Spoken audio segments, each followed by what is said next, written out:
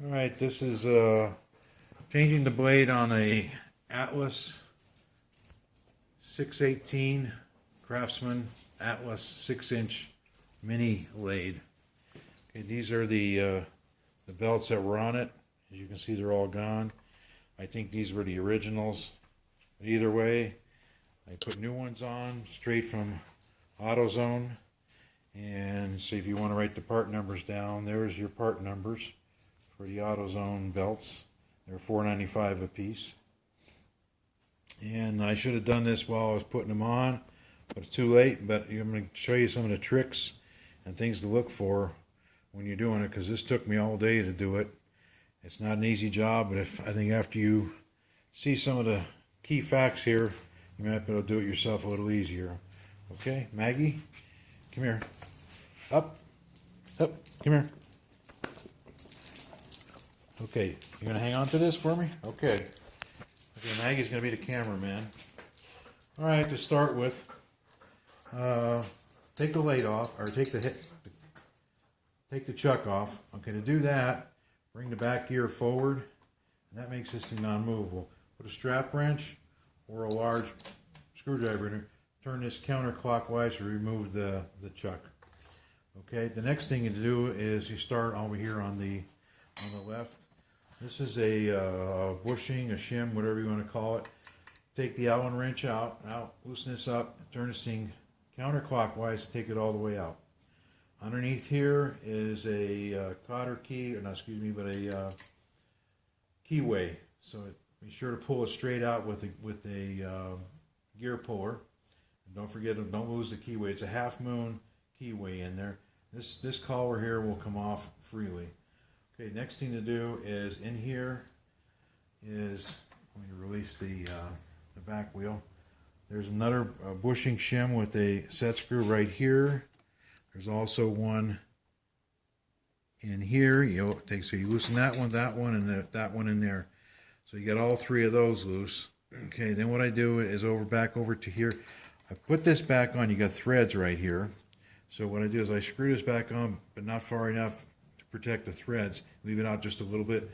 Then you go ahead and hit this and drive the whole assembly out on this side. Okay. Next thing, what you're going to do is, I'm trying to get the light over here, is take the back gear out. And this one's actually harder or difficult if you don't know what you're doing. How this one works is there's a pin right here. You get a drift pin, punch that pin out. And you'll see the top of it right here. Bring that pin all the way out, and then get in here and pry this out. Be careful. There's a ball bearing in there and a spring, because this is supposed to go click, click, click. My bearing, the ball is on the floor somewhere. I'll have to find it and put it back in. Once you get that off, take another shim or bushing, whatever you want to call it. Undo the set screw here, and you look over here. There's another set screw right on this side. Once both set screws are done, you can then drive this shaft out that away, far enough just to get the belt off. Okay, then we come around back here. Let me bring this back here. Now you've got to get these. You got to get these pulleys off. Okay, on this side, to take the main pulley off, there's two set screws right here. Okay, the shaft does have a flat spot, so you pick one or the other. Anyhow, you loosen both of those up. You can use a gear puller or a hammer and knock that off. To get to this belt here, these are the two bushings that use this as a center. Keeps it centered. So you loosen this set screw and this set screw, and you can drive the shaft all the way out this way, far enough to get this belt through the gap here. I'm going to go backwards a little bit. When you put it back on, these screws here are adjustments for the tension. Right now, let me show you. When you go to, this is in the relaxed position, the belt is loose. You can see one finger comes to that far, and then you pull a little hard, a little notch, and that move, that's tight. Don't make it any tighter than you need. If it's slipping on you, then you can tighten this up. If not, that's all you need to engage the belt and release the belt. So and then once you adjust this to where you feel comfortable and it's not slipping, then lock it down. All right, now we'll go back to reassembling on the front, since the back is all done. Bring the light back over. Okay, to reassemble the back gear first. Okay, to do that, over here on the side I want to show you something. Is the diameter of this hole right here is, I'll bring the light in there. See, it's 3/4 inch hole with the 3/8 shaft in it. So the shaft is only 3/8 in diameter, but this 3/4 goes back over to, take a look from this side. That 3/4 goes from here to here. Now the tricky part is the inside diameter of this collar right here is 3/4 inch. So as you're pushing the shaft through, you have to sit there and work the shaft, this bearing rather, all around till you finally get it to fit. Because this will stop about that far in, and you think there's something wrong. It's not. It just hasn't lined up with the inside diameter of this here. Then you put this through, and put the other one in. Before you lock it all down, what I did is I put a C-clamp on here to push this in. But over here, the pin is going to be out, so you have to line the shaft up, of course, with the hole.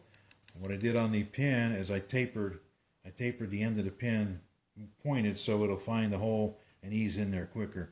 So go ahead and pound your pin in there, and then make sure this is free. You adjust it back and forth, and go ahead and tighten down the bushing here and the bushing here. Okay, and that should be done.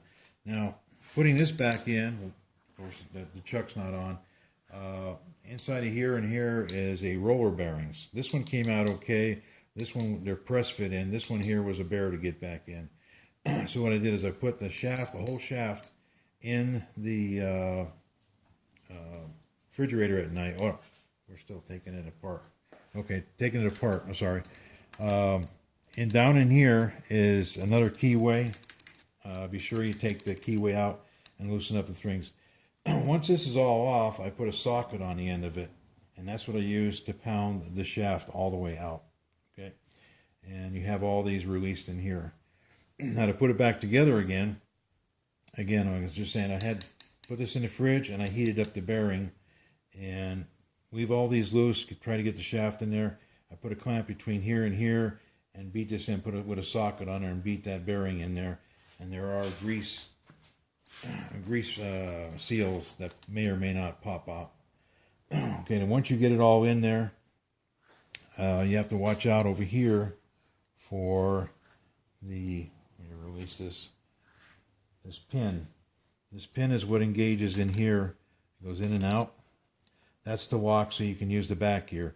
When you're aligning these before you tighten them down with the set screws, make sure that the pin can go in because it goes in different holes in there. So if it can go in, then you're ready to go and set all your set screws and set it up. Lead the pin back out. Make sure you got clearance so it's not touching against the side here.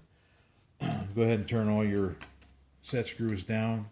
Slide this collar back over, and then put your nut on your gear. Don't forget about the keyway that's in there, and then you screw this one back on counterclockwise, and then lock it down. Okay, and that's pretty much it. The tricks was getting this out and getting this out. And what I did is I also replaced, just for reference, this gear right here. That was a problem, and where I got that from was, which I wish I had had all this information to start with, it was myMachineShop.net, and I bought the gear for $32. It was like $60 everywhere else. And also another reference is the little machine shop is another great reference. And that's where I found out when I bought the tool rest that I bought an AXA 100 series when I should have bought the OXA, which is a smaller series. And there's a lot of reference in both of those websites, even manuals and some other stuff.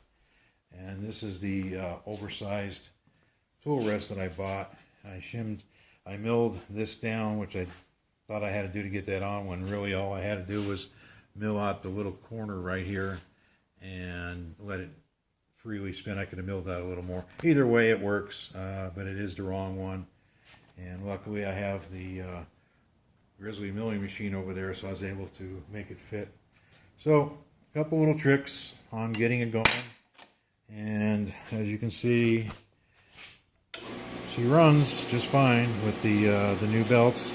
And I'm locking it down now, either way. And hope you enjoyed it, and hope it saves you some time.